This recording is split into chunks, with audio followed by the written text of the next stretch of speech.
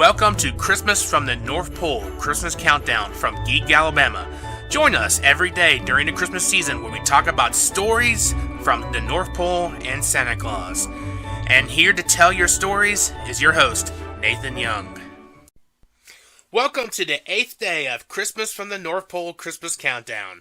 In today's podcast, I wanted to talk about how you get around in the North Pole, because you can't just walk around. The North Pole has machineries like snowmobiles and ways to get around in between the big village that's there. Now today I got my oil change in my car, and the snowmobiles and the other vehicles up there have to have their oil change regulated. They have to be serviced regularly. And yes, even Santa's sleigh needs to be serviced regularly. Even though it's pulled by reindeer, there's a lot of equipment inside the sleigh that's got to be serviced as well.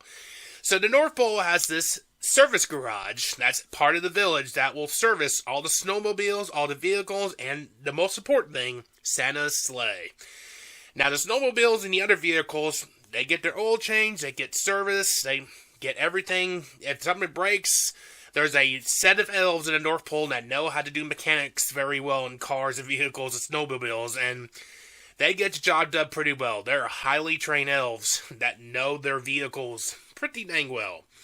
And there's another set of elves in the North Pole that only works on Santa's sleigh. They know all the ins and outs in Santa's sleigh, how everything works, how everything's supposed to function.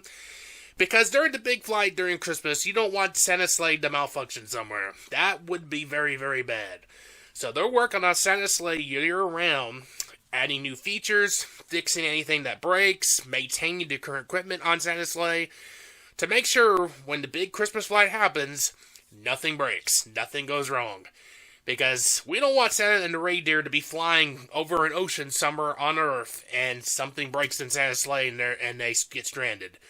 That would be the worst case scenario during Christmas. We don't want that. So the elves at the North Pole take pride on Santa's sleigh and all the vehicles that operate in the North Pole, because the North Pole, Santa's workshop, the elves, this is a year-round thing. They got to get ready for every Christmas, and they need to have all the vehicles there ready, maintained, and ready to go for anything. So don't worry about it. The elves and Santa can get around pretty well up there. Thank y'all for watching and listening to this edition of Christmas from the North Pole Christmas Countdown. We'll be back tomorrow with another edition. Have a great day, everybody.